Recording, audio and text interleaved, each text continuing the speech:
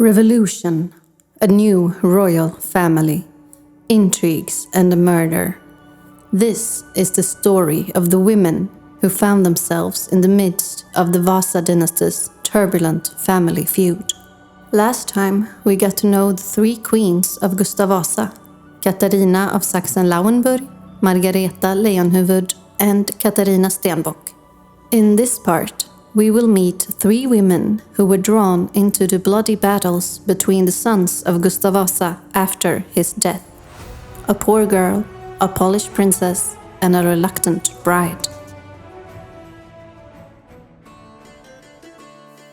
When Gustav Vasa died on September 29, 1560, the crown passed to his oldest son, Erik. To inherit the throne was something new in Sweden, where the king traditionally had been elected. To cement his position, Erik's coronation in June 1561 was a very lavish affair. He also did his best to find a woman worthy of being his queen. Among others, he proposed to Queen Elizabeth of England, but she turned him down. The Vasa family was seen by many as upstarts with a weak claim to the throne, so Erik had to keep looking. But while he was searching for a wife, he enjoyed himself. He had sort of a harem in the Palace of Three Crowns, where many of his mistresses lived with their illegitimate children. And while all of this was going on in the palace, a young girl was working at a tavern in Stockholm. Her name was Karin Månsdotter, and she was 14 at the time. And she was just a commoner, not royal, not noble, and certainly not wealthy. Her parents, Måns and Ingrid, had moved to the capital from Uppland, where they had been farmers. In the city, her father worked as a jailer, and her mother sold nuts in the square. Both parents had died before Karin's 10th birthday, and she had to take care of herself and any siblings she might have had. It so happened that the tavern where Karin worked was frequently visited by the king himself. We don't know when or where Karin and Erik met for the first time, but a guess is that they met at the tavern where Karin worked as a waitress. As I said, Karin was just 14 years old. Erik was 31. But he was immediately enchanted by this young girl, or woman as she was seen back then, despite her young age. In no time at all, Karin had a new job as chambermaid to Erik's half-sister Elizabeth. She also got to take care of his illegitimate children. At the castle, she also received an education, since regular people at this time didn't go to school and Karin could neither read nor write. She must have been pretty clever to learn so quickly. She also had to learn how to carry herself in her new environment. She was dressed in fine clothes by Erik, who seemed to have done everything to make her fit in. At 15, she became one of his mistresses. It wasn't unusual for this time for lords to have mistresses, and so did Erik's brothers, and the illegitimate children and their mothers were taken care of. But what was different about Karin was that she was not of noble birth, but just a poor girl of the people. This was probably frowned upon by the noble ladies and gentlemen of the court, but so far it wasn't really a problem. In the court accounts, you can see that Karin ordered large quantities of wine to her room where she entertained said nobles. Karin soon became Erik's only mistress, and no matter what they thought of her simple background, the court quickly learned to turn to her if they had problems with Erik, since she was the only one who could calm his temper. Karin and Erik's first child was born on October 15, 1566, their daughter Sigrid. Erik wrote this in his diary, and maybe he felt differently for Sigrid than his other illegitimate children, since there's no doubt he and Karin had developed deep feelings for each other. But when did he abandon the thought of marrying a princess and instead marry a commoner?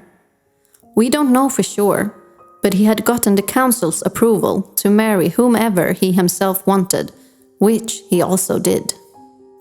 Erik and Karin married in secrecy in July 1567. Maybe because the now 16-year-old Karin was pregnant again, and Erik wanted their children to be legitimate heirs to the throne. But not all was well and good.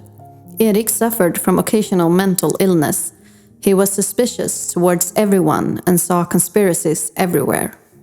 A few months before the secret marriage, his mental illness turned into a psychosis, and infuriated by what he saw as conspiracies by the powerful noble family of Sture, he murdered 3 members of their family. He then ran away into the forest and disappeared. We can only imagine how scared Karin must have been, not just for Erik's sake, but also for her and her daughter's safety. Who knew what could happen to them without Erik's protection? But he was found after a few days, and it is said that it was Karin who eventually calmed him down and brought him back to reality. As Karin's stomach grew, so did the resistance against Erik, and thus also the need for legitimate heirs to consolidate his power. Therefore, the secret marriage was announced in December 1567, and in January their son Gustav was born. To have a commoner as mistress was probably bad enough according to some, but for a king to marry a common girl and make her queen, that was more than many could take. The king's sisters is said to have been infuriated that a simple maid was to be given seniority over them who were royal princesses. An official wedding was held on the 4th of July 1568, but despite being a very costly affair, it was boycotted by many of the nobles. The scandal was made even bigger by Erik himself carrying their little son into the church and Sigrid walking behind him to make them legitimate. The next day, Karin was crowned Queen of Sweden, a title she would not keep for very long, 87 days to be precise. For now, many of the noble families had had enough, and among them Erik's brothers Johan and Karl. They rebelled against the king, who, deserted by almost all, was forced to surrender in the end of September 1568. The small family was put in house arrest at Stockholm Castle. It was a pretty comfortable prison. They had their own servants and were served 12-course dinners. At first, they were together, and Karin gave birth twice more during their imprisonment, but both children died young. They were moved from castle to castle as the new king, Johan III's own paranoia increased, and he feared that Erik would be freed and try to reclaim his crown. And thus, in 1573, Karin and the children were separated from Erik and sent to Åbo Castle. They would never see each other again. On February 26, 1577, Erik died, poisoned, on his brother Johan's command. After his death, Karin and her daughter Sigrid was freed. Sigrid became lady-in-waiting to her cousin, Princess Anna, and married twice, both times with men from the nobility. Karin's son Gustav, on the other hand, had been taken from her, and it would be another 20 years before she saw him again. The former crown prince would later die impoverished in Russia 1607. Karin lived a quiet but wealthy life at an estate in Finland, which was granted her by Johan III. She never remarried and died on her farm on September 13, 1612. She was buried in Åbo Cathedral and is the only queen buried in Finland. Karin's journey from the bottom of society to the very top is completely unique. Not until the current king, Carl XVI Gustav, married Queen Silvia, would the Swedish king marry a woman of the people, neither royal or even noble. Erik's brother Johan had now taken the throne as Johan III, and his queen was Katarina Jagellonica, and she was a Polish princess. Their marriage wasn't without its drama either, at least not during the early years. Johan was Duke of Finland, where he did pretty much what he wanted, to the then King Erik's annoyance. Besides, he went behind Erik's back when he in secret traveled to Poland to propose to the 11 years older Princess Katarina. Katarina's father was Sigismund I, and her mother was Bona Sforza from a powerful family in Italy. At the time, Katarina's brother Sigismund August was king of Poland, and Johan led him to believe that by marrying off his sister, he made an alliance with Sweden. What Sigismund August didn't know was that Johan did not have Erik's blessing for the match, and Johan had no right at all to promise military aid to Poland in their war against Russia. Katarina must have been quite the catch for Johan, who was not very rich, nor from the same royal pedigree as Katarina, who was descendant from a long line of kings. But maybe Katarina, who was 35 and old to be married, thought that a young, handsome prince wasn't a bad match after all. Besides, she was probably pleased to be rid of another suitor, no other than Ivan the Terrible, Tsar of Russia, who was known for his cruelty and ruthlessness. Not exactly the ideal husband. Johan and Katarina married in Poland on the 4th of October 1562. A week later, they set out towards Finland and Åbo Castle, which would be Katarina's new home. And the journey would be arduous. Autumn storms prevented them from sailing, so they had to travel by land to Riga, highly dangerous in a war-torn Europe. In Riga, they boarded a ship, but it froze in the ice and they had to continue by land. Besides this, they were now being hunted by Katarina's former suitor, Ivan the Terrible, who had heard that Katarina was traveling and sent 5,000 soldiers to capture her and bring her to Russia. They barely escaped both Ivan's and Erik's soldiers, who were now after the newlywed couple too. On Christmas Eve 1562, Katarina finally arrived at Johan's castle in Åbo. And now maybe they thought they were safe. But how wrong they were. For Erik had no plans of letting his brother get away with treason, as Erik saw the endeavor as, and Johan was sentenced to death for high treason. In July 1563, Åbo was besieged by Erik's soldiers, and Johan and Katarina was forced to surrender and were taken to Stockholm as captives. For 4 years, they were prisoners at Gripsholms castle, watched by 100 jailers. Katarina was given the choice to either stay with her husband or have the marriage annulled and return to Poland. But Katarina, who was devoutly Catholic, saw her marriage as a promise to God, and therefore chose to stay imprisoned with Johan. Katarina and Johan became close during the time at Gripsholm. They were both very learned and discussed, among other things, literature and religion. In this, Katarina influenced Johan, who was raised Protestant, to approach her faith. Katarina gave birth to 2 children during their time in prison. The daughter Isabella, who died when she was about 2 years old, and their son Sigismund. A third child, Anna, was born shortly after their release in 1568.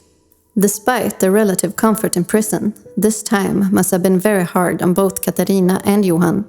Johan was still sentenced to death, and Ivan the Terrible still hadn't given up and wanted Katarina handed over to Russia. When King Erik had his mental breakdown in 1567, the couple was released from prison. Johan and his brother Karl led the rebellion against Erik, who was deposed and imprisoned in 1568. And so the roles were reversed. Johan was recognized as king by the Swedish parliament in January 1569, and in the spring of the same year he and Katarina was crowned king and queen of Sweden. Katarina was, like her predecessors, diplomatic and often came to mediate between her hot-headed husband and her own relatives in Poland and Johan's brother Karl. Katarina is described as pious and gentle, but the fact that she stayed Catholic her whole life made many in Protestant Sweden view her with suspicion. Religion was a lot more important in the 1500s than it seems to be today. She also raised her children, Sigismund and Anna, in the Catholic faith. Maybe not purely out of piety, but also so that Sigismund could be king of the Catholic Poland, where Katarina's childless sister Anna was queen. Johan must have had great respect and faith in Katarina, which he showed when he demanded that she would be part of a regency council if he would die when Sigismund was still a child. She would help lead the country and have the ultimate responsibility for his upbringing. However, Katarina died before her husband. She had many health issues, and in 1583 she fell ill with severe gout. After months of pain, she passed away on September 16 in the same year. She was 56 years old. Johan, who was now 45, wanted to remarry. And just as his father Gustav, he wanted to tie the noble families closer to him, and therefore found his new bride among the Swedish nobility, the 16-year-old Gunilla Bielke. Gunilla's father was councillor Johan Axelsson Bielke, and her mother was Margareta Posse. Gunilla was orphaned when she was very young, and since the age of 10, she was part of the court of Queen Katarina Jagellonica. She was the same age and playmate of Katarina and Johan's daughter Anna. In many aspects, Gunilla's story is similar to one of her predecessors, Gustav Vasa's third wife, Katarina Stenbock. Like Katarina, Gunilla was only 16 years old when an elderly king took a liking to her. And as Katarina, Gunilla was related to the king. Her father was the king's cousin.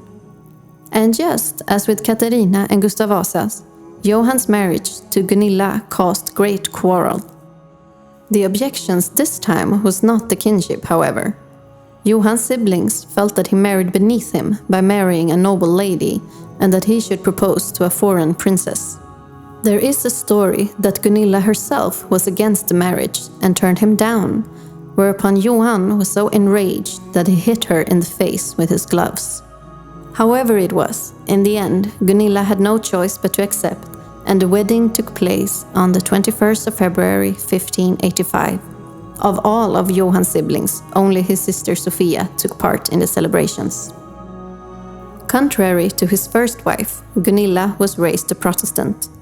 Johan had during his marriage to Katarina showed interest in her Catholic faith, but he was now influenced by Gunilla to return to his Protestant roots. She had, like earlier queens, a diplomatic role and mediated between Johan and the nobility. She was criticized by, among others, Johan's brother Karl for using her position to benefit her own family. In 1589, Gunilla gave birth to her only child, her son Johan. The king was by then old and sick, and he gave her sole custody of the child in case he himself would die. And he did. In the fall of 1592, Johan's health declined and he became bedridden. Gunilla was constantly by his side. On the 17th of November, Johan passed away. Gunilla was now 24 years old and a widow. Almost at once, conflict arose between her stepson Sigismund, who was legally the heir to the throne, and Johan's brother Karl, who thought he himself should be king. Gunilla supported Sigismund and has thus been vilified by Karl, who eventually emerged victorious. However, Gunilla didn't live long enough to see this. She fell ill with fever in the summer of 1597 and died at her castle Broborg on her 29th birthday. In the next episode, we will get to know the last of the Vasa Queens, and that is a story of family feuds, power struggles, and a queen who flees Sweden.